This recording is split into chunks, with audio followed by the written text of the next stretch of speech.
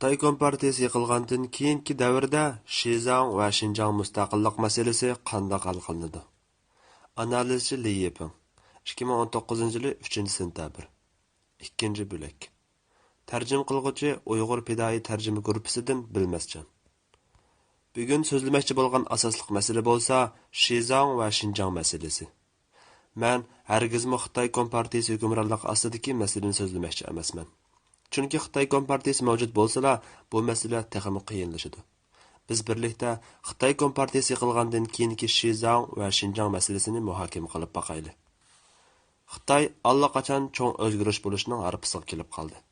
Cho'ng o'zgarish bo'lgandan keyin nurg'unlagan masalalar orqa-orqadan o'tirg'i chiqishga boshlaydi.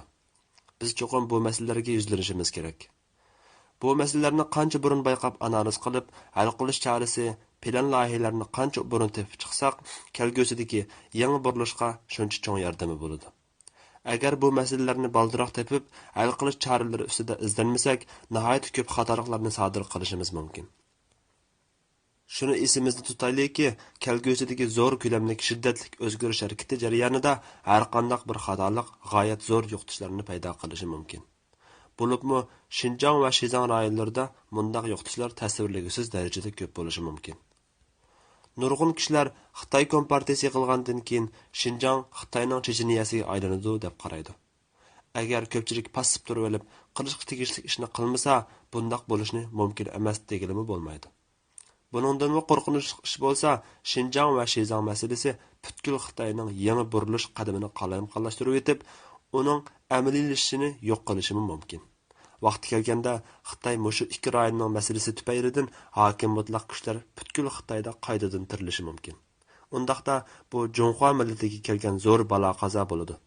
Shundaqla bu ikki rayondagi Xitoylarni o'z ichiga olgan har millat xalqiga kelgan zo'r balo qazo bo'ladi.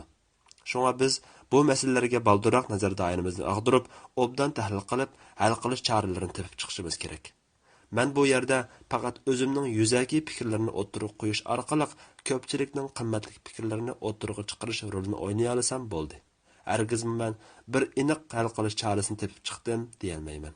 Chunki bu masalalar bak murakkab. Hammaylar birlikda muhokama qilib boqayli.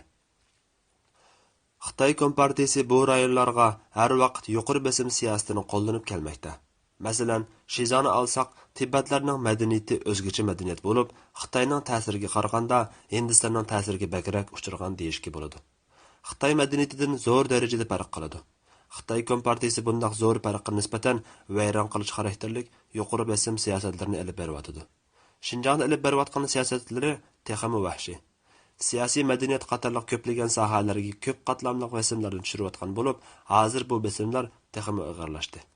Ular necha million Xinjianglikni yig'ib olish lagerlariga solab, ularni atalmish qayta tarbiyalash bilan qolmasdan shu yerdagi Xitoylarni yoki ishkirdan yangidan kelgan Xitoylarni Uyg'urlarning yoki boshqa oz sonliq millatlarning qiz ayollari bilan to'y qilishga rag'batlantirib, ularga yerlik millat qiz ayollari bilan to'y qilsa 50 ming yer va 70 ming yuan mukofot berish vositalarini qo'llanib, texmi ko'p Xitoylarning bu yerni mustamlika qilishiga yo'l ochayotdi.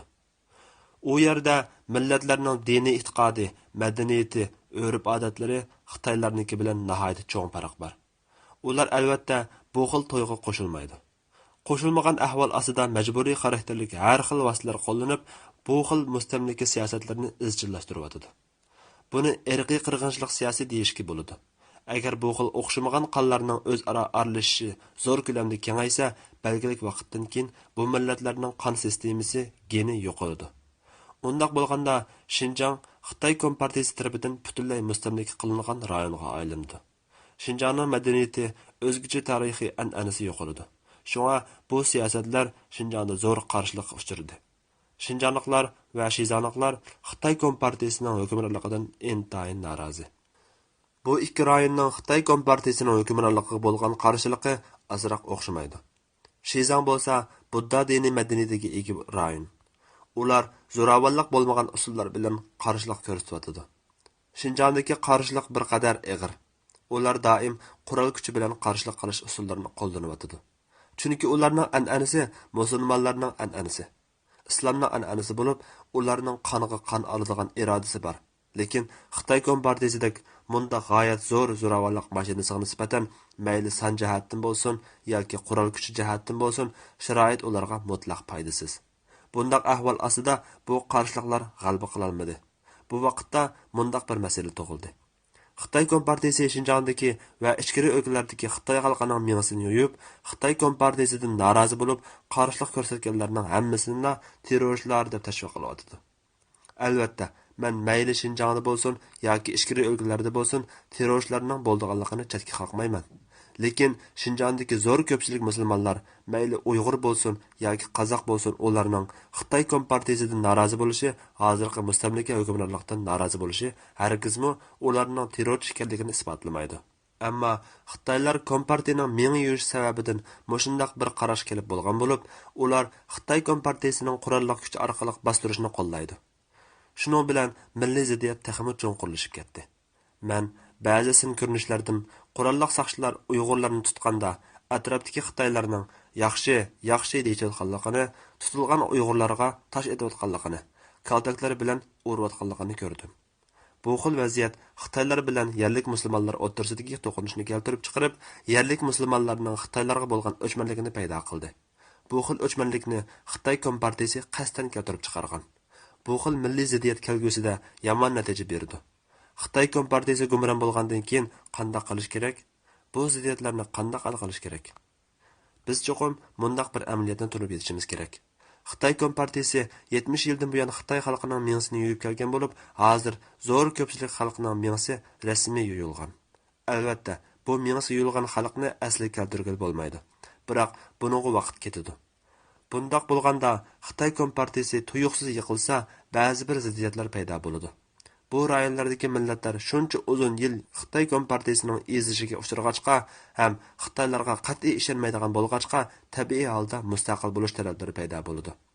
Undaq bo'lganda Xitoy Kompartiyasi yiqilib, Xitoy millati asos qilingan hokimiyat taxtga chiqsa, ham Xitoylar Shinjong va Shizanglarning mustaqil bo'lishiga qarshi chiqsa, ular o'rtasida to'qinish kelib chiqadi. U chaqda Shinjong xalqi Shizang xalqi kelgusidagi Xitoy hokimiyati bilan to'qinishadi. Bu chaqda yangi hokimiyat qanday qilish kerak? Agar sen yuqori besimliq siyosatni davomli ijro qilsang, davomli qurol kuchi bilan ularni o'ldirsang, ularni qo'l qilsang, iqtisodiy jihatdan ularni kontrol qilsang, siyosiy jihatdan ularga zulm qilsang, harbiy jihatdan ularni bostirsang, cho'ng ziddiyat kelib chiqadi. Sen bir millat, bir davlat, yana boshqa millatlarni qo'l qilsang, o'zingni erkinlikka erisholmagan bo'lasan. Sen agar kelgusida demokratlashmoqchi bo'lsang, sen cho'qim avval boshqa millatlarni ezadigan masalalarni hal qilishing kerak. Boshqa millatlarni qo'l qiladigan millat o'zimi erkinlikka erisholmaydi. Bu bir intayin oddiy qoida. Undaq bo'lsa, Xitoydagi bu millatlarni qanday qilamiz? Ba'zilar biz ularning mustaqilligini e'tirof qilsaqlar bo'ladi ekan-ku deydi. Biroq Xitoydagi zo'r ko'pchilik xalqning miyasi yo'yilgan. Ular hargizmi Shinjong va Shizang boshqa joylarning mustaqil bo'lishini xohlamaydi. Agar mustaqil bo'lib ketsa, ularning nazarida vatanni parchlash bo'lib hisoblanadi. Kelgusidagi hokimiyat bu rayonlarning mustaqil bo'lishiga ruxsat qilsa, Xitoylarning asos qilgan zo'r ko'pchilik xalqning qarshiligiga uchraydi. Zo'r ko'pchilik xalqning qarshiligiga uchragan bir hokimiyat qanday qilib puttirib tura oladi? Agar Xitoy millatlilar belgilik ta'sir kuchini, belgilik hukmronligini egallab turadigan bo'lsa, mushunda qiyin ahvolga tushib qolganda qanday qilish kerak? Bu masala hammaydan cho'qim tafakkur qilishga tegishli masala. Cho'ng o'zgarish nihoyat tezda yetib keladi. Agar bu masalalarni aniq o'ylashmasak, hal qilish loyihalarini tepib chiqmasak, kelgusimiz xatar ichida qoladi. Shinjong va Shizangdagi millatlarmi intayin xatarlik ahvolda qoladi. Butkul Xitoydagi millatlarning kelgusi xatar ichida qoladi. Shunga men hammalarning bu masalani his qilishini, o'ylanishini va hal qilish choralarini tepib chiqishini umid qilaman. Undaq bo'lsa, hal qilishning chorasi bormi? Men davlat ichi va sirtidagi ko'plagan demokratlar bilan so'zlashib baqdim. Zo'r ko'pchilik odamlarning har xil fikr yo'llari bor. Buning biri cho'ng birlikni qo'g'dab, bo'lg'inchilik qilmaslik. Ko'plagan demokratchi do'stlardimi bu xil fikrni qo'lladiganlar bor. Hatto Mingoni targ'ib qilguvchilarning ichida Junxo Mingoning burunqi cho'ng birlik holatini saqlashimiz kerak deb qaraydiganlar bor. Yana bir fikrdagilar bo'lsa, Xitoy cho'qim parchalanishi kerak. Agar birlikka kelgan cho'ng imperiya yoki cho'ng davlat bo'lsa, har qaysi millatlarga yaxshi emas. Parchalansa yaxshi deb qaraydi. Mana bular haqiqiy demokratik iqimdagilardir. Biroq siyosiy jihatdan amaliylashtirish jarayonida zo'r ko'pchilik Xitoylarning qarshiligiga uchragan vaqtda sening bu xil siyosiy tashabbusing qandoq amalga oshirildi? O'zingning siyosiy kuchingni qandoq saqlab qola. Agar sen kuchingni saqlab qola olmasang, kelgusidagi demokratik yangilanishga qandoq yetakchilik qilasan? Bu yerda uchinchi bir xil fikrdagilarmi mavjud. Men bugun asosli qilib buni tushuntirib o'tmoqchi. Bu faqat o'zimning dastlabki o'ylarim bo'lib, tafsiliy programmasi texi yo'q. Chunki bu masala amdi texi muhokama qilinishga boshlangachqa, tafsiliy mazmunlari texi o'tirg'a chiqmadi. Xinjiang va Shizang masalasi nihoyat murakkab masala. Biroq cho'qim bir tafakkur yo'li bo'lishi kerak. Agar ko'pchilik mushu tafakkur yo'lida strategiya jihatdan bir o'rtaq qarashga kelsa, uningdan keyingi tafsiliy loyihalarni paydin-pay mukammallashtirgili, texmi inchiki halqalarni tuzib chiqqili bo'ladi. Undaq bo'lsa, uchinchi fikr nima? Prinsip jihatdan cho'qim bir millatning o'z taqdirini o'zi belgilash huquqini yoki bir xalqning o'z taqdirini o'zi belgilash huquqini e'tirof qilish kerak. To'g'risini aytganda, xalqning o'z taqdirini o'zi belgilash huquqidir. Millatning o'z taqdirini o'zi belgilash degan so'zning hozir sal vaqti o'tdi. Chunki hozir mutlaq ko'p rayonlar, ko'p millatlik rayonlar bo'lib, bundaq rayonlarda har bir millat ayrim-ayrim holda belgilash huquqi yurgizmasdan, mushu rayonga to'plashib o'ltiraqlashgan barliq xalq bilet tashlash orqali o'z taqdirini belgilaydi. Xalqning o'z taqdirini o'zi belgilash huquqini e'tirof qilish demokratik iqimdagilarning eng asosli sharti. Agar sen har bir rayonni cho'ng birlik ostida bo'lishi kerak deb qarsang, bu hargizmi demokratik bo'lmay qoladi. Demokratiya degan xalq o'zi uchun qaror berishdir. O'zini o'zi boshqarishdir. Agar buni e'tirof qilmasa, undaq demokratlar cho'qim saxta. Gapning postkalasini deganda, o'zini demokratchi deb hisoblaydigan ba'zi kishilar o'zining haqiqiy demokratchi emasligini texi aniq bilib bo'lolmadi. Chunki ular xalqning o'z taqdirini o'zi belgilash, o'zini o'zi idora qilish huquqining bo'lganligini texi e'tirof qilmadi. Undaq bo'lsa, avval xalqning o'z taqdirini o'zi belgilash huquqini e'tirof qilish lozim. Bu bir ul tashdir. Bu kelgusidagi suhbatning, kelgusidagi qo'shilishning, kelgusidagi bu xil o'rtaq tonishni rad qilishning asosidir. Bu birinchi nuqta. Ikkinchi nuqta bo'lsa, amaliy siyosiy qiyinchiliklarga e'tibor berish kerak. Sen xalqning o'z taqdirini o'zi belgilash huquqi bor. Shunga darhalla o'z taqdirimizni o'zimiz belgilaymiz desang bo'lmaydi. Hozir nihoyat nurg'un kishilar bo'libmi, Xitoylar yashayotgan rayonlardagi mingsi yo'lgan kishilar o'z taqdirini o'zi belgilash huquqini texi qabul qilib bo'lolmadi. Ular yanada cho'ng birlikdan iborat bu ming yush zaharidan qutulib bo'lolmadi.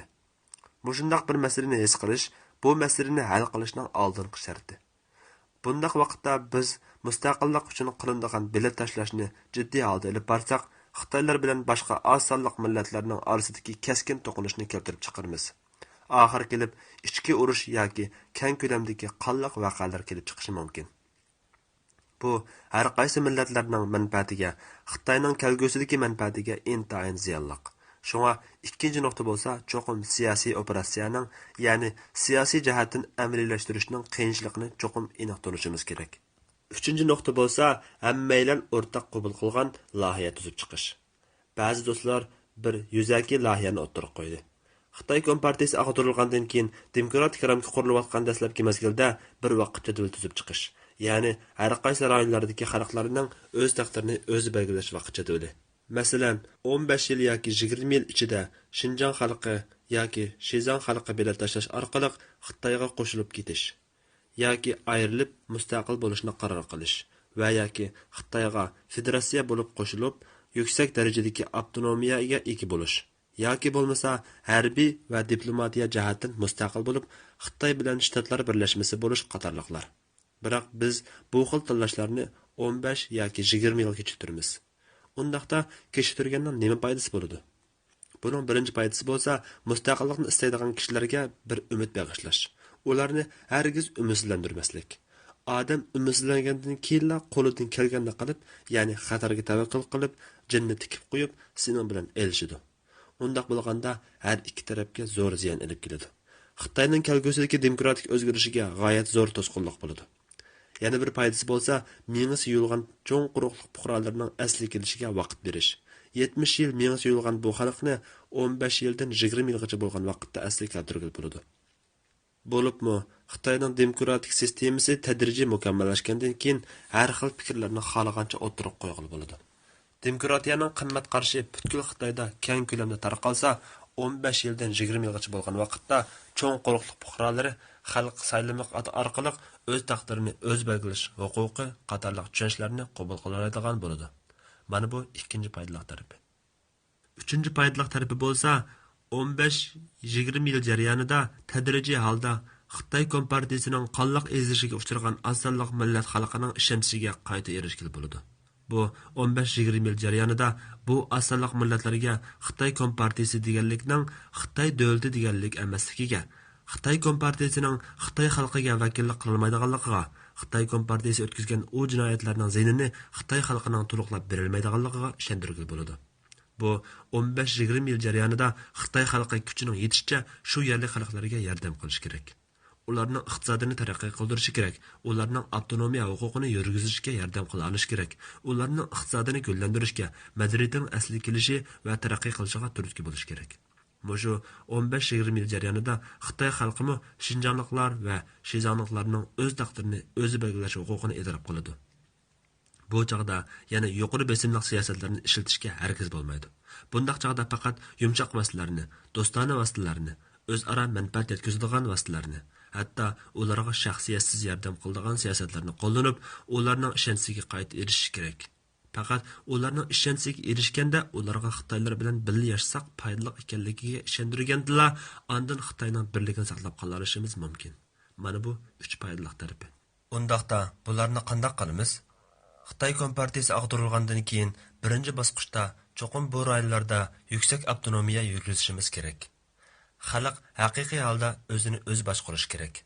Xitoy Kompartiyasining saxta avtonomiya siyosatlarini davomli ishlatishimizga hargiz bo'lmaydi. Har bir rayonda demokratik prinsiplar bo'yicha o'zini o'zi boshqarish kerak. Hozirgi davrdagi demokratik davlatlar asosiy jihatdan mushu prinsiplarni qo'llanadi. Markaziy hukumatning yerlik hukumat ishlariga aralashish huquqi bo'lmaydi. Markaziy hukumat va har qaysi yerlik hukumatlarning haq-huquqlari nihoyat aniq qilib ayrilgan bo'ladi. Asosiy qonunga xiloflik bo'lmasa, yerlik hukumatlarning ishlariga yuqori darajali hukumatlar aralasha olmaydi. Mushu vaqtda haqiqiy holdagi o'zini o'z boshqarish amalga oshgan bo'lib, fuqarolar bir biletdan ovoz berib, yerlik hukumatni saylab chiqsa bo'ladi. Markaziy hukumat faqat davlat mudofaa diplomatiya qatorliqlariga mas'ul bo'ladi. Yerlik hukumat iqtisodni taraqqiy qildirish bo'lamdi, yangi maktab qurish bo'lamdi, hammani o'zlari belgilaydi. Hatto markaziy hukumatdan yordam talab qila oladi. Hatto ba'zi masalalarda ular bilan munozara qila oladi. Bu chaqda yerlikning o'ziga o'zi ega bo'lishi haqiqiy amalga oshadi. Hargizmi Xitoy Kompartiyasining saxta avtonomiyasi bo'lmaydi. Ikkinchi bosqichda eng muhim bo'lgani diniy va madaniyat jihatlaridagi besimni darhol to'xtatish. Hozirgi mustamlika siyosatlarini to'xtatish, hukumatning yetakchiligida olib berilayotgan Xinjiang va Shizangga zo'r ko'lamda ko'chman yetkazishni to'xtatish, ichkaridan Xinjiangga va Shizangga amaldorlarni avatadigan ishlarni to'xtatish, bu rayonlardagi amaldorlarni yerlikdagi fuqarolar o'zlari saylash. Albatta, buning ba'zi bir shartlari bo'lishi kerak. Yuqorqi bosqichlarni amalga oshirish ba'zi bir shartlarga ehtiyojli bo'ladi. Kelgusida Xitoy Kompartiyasi ag'darilgandan keyingi davrda ichkiridagi Xitoylarni asos qilgan siyosiy kuchlar, siyosiy hukumatlar cho'qim Xinjiang va Shizang rayonlarining rahbariy xodimlari bilan ta'sir kuchi cho'ng shaxslar bilan zich munosabatni, zich aloqani saqlash kerak. Faqat mushundaq bo'lganda suhbatlashishga yo'l ochqili bo'ladi. Eng oxirida o'rtaq tunishqa kelib, ondan yuqorqi bosqichlarni amalga oshirg'il bo'ladi. Shunga aloqani saqlash, fikrlashib turish va suhbatlashish, eng oxirida murassalashish orqali Xinjiang xalqi, Shizang xalqi va Xitoy xalqi tinchlikda birga tura oladi. Ko'pchilik birlikda demokratiyaga qarab olg'a basa oladi. Birlikda dunyo asosiy iqlimga qatla oladi. Birlikda dunyo qimmat qarashini qabul qila oladi. Hozir chet ellardagi Xitoy faoliyatchilaridan Xinjiang va Shizangdagilar bilan aloqa qilayotganlar oz emas. Ammo bakmi afsunarligi ba'zi bir konkret o'rtaq qarashlar shakllanmadi. Xinjiangdan chet elga chiqqanlardan men uchrashib baqqan az bir qism do'stlar Xitoy Kompartiyasining hukmronligiga, barliq Xitoylarga va barliq xalq harakati faoliyatchilariga ishonmaydi ekan. Bu xil ahvol kelgusidagi demokratik o'zgarishga intayin foydasiz. Kelgusida Xinjiang, Shizang masalalarini hal qilishga intayin foydasiz. Shunga demokratchi do'stlar cho'ng o'zgarishning orasida fursatni chang tutib, cho'qim bu ikki rayondagi zotlar bilan g'oyalik va irodalik ishlar bilan aloqa o'rnatib, davomli fikr almashtirib turishinglar kerak. Eng yaxshisi Xitoy, Tibet, Mo'ng'ul, Uyg'ur qatorliq millatlar birlikda fikr almashtiradigan muhit yaratish kerak. Ba'zilar mushu asonliq millatdagi do'stlar bilan, ba'zi bir guruhlar bilan bir qadar ko'p aloqa o'rnatyapti. Men chet ellardagi hatto davlat ichidagi demokratik do'stlarni Şinjan va Shizandagi do'stlar bilan doim uchrashib, mushu masalalarni birlikda muzokara qilishni, dastlabki qadamdagi aloqa mexanizmini qurib chiqishni umid qilaman. Kelgusida bu ikki tarafdagi, ya'ni Xitoylar bilan osonliq millatdagi bu do'stlar siyosiy jihatdan ta'sir kuchi yaratilmagan taqdirdami, eng bo'lmaganda o'zaro aloqa qiladigan yo'l qurib qo'ygan bo'ladi. Buni kelgusida siyosiy ta'siri kuchli xizmat guruhlarining foydalanishiga berib, ularni bir tafakkur yo'li bilan ta'minlagan bo'ladi. Buni hozirla boshlashimiz kerak. Endi boshlamasak kechikamiz. Xitoy Kompartiyasining vayron bo'lishi mushu 1-2 yil ichida bo'ladigan ish. Shu chaqgacha bu masalani o'ylanishni, hal qilish chorasini tepishni boshlamagan bo'lsak, biz g'oyat zo'r badal to'laymiz.